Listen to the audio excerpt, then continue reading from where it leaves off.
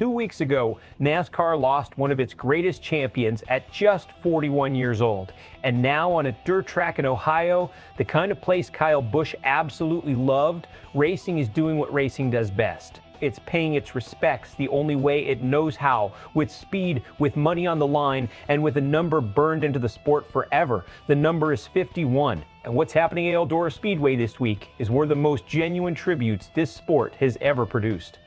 Here's the breakdown. At this week's Dirt Late Model Dream at Eldora Speedway in Ohio, the leader of lap 51 will receive a special bonus payout totaling just over $2,000. Hellraizer Jacks put up 1,000 of that.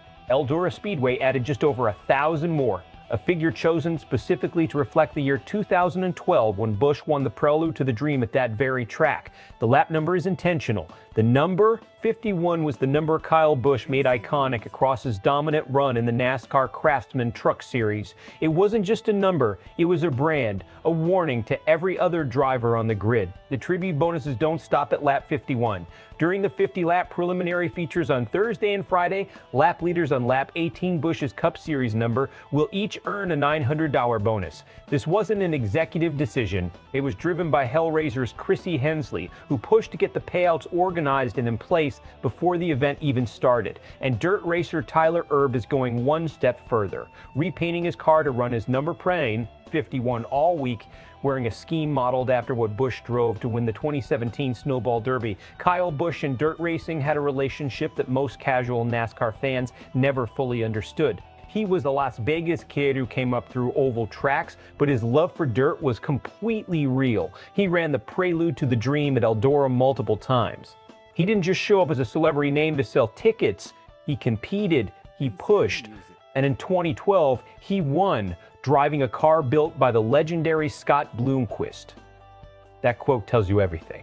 This wasn't a guy doing a PR event. He genuinely loved the chaos and the rawness of dirt racing. He tore up Bloomquist's qualifying car that same night and came back through the field to win the main event anyway.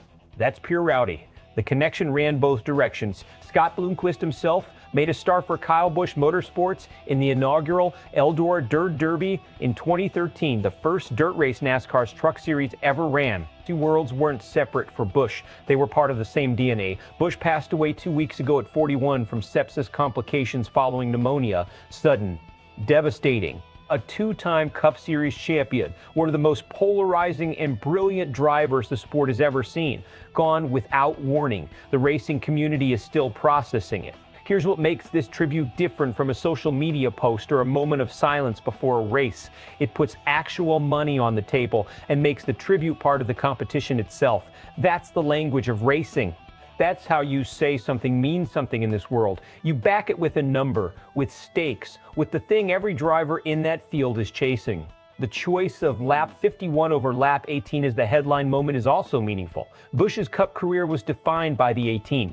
His Truck Series legacy, the one built on over 100 wins, built on total dominance, built on a run that no driver has come close to matching, was built under the 51. Eldora choosing to center the tribute around that number is a deliberate acknowledgement of what Busch accomplished at the grassroots level of the sport, not just at the top. Tyler Erb carrying the number dual. 51 livery on his car is the emotional centerpiece of the whole week.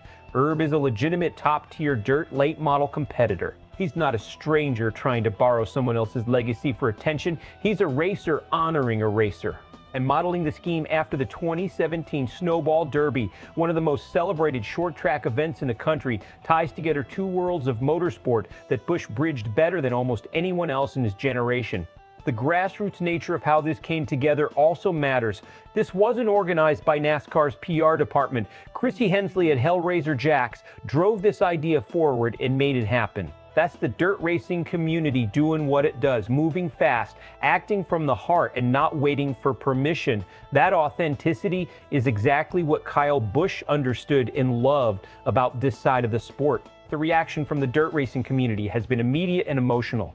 For a fan base that prides itself on authenticity, no corporate gloss, no manufactured moments, this kind of tribute lands exactly right. The bonus structure, the livery, the lap numbers, all of it feels earned, not staged. NASCAR's broader fan base is more complex. Busch was one of the most polarizing figures the sport has ever produced. Fans either loved his relentless drive and unapologetic personality, or they spent years rooting hard against him. But in moments like this, that polarity tends to collapse. Tributes have a way of bringing people back to what actually mattered. And what mattered was that Kyle Busch was one of the most talented drivers to ever strap into a race car at any level. The media angle here isn't just grief, it's a legitimate sports story about how a community responds when it loses someone genuinely important. The fact that it's happening on dirt away from the Cup Series lights and the broadcast networks gives it a weight that feels completely sincere.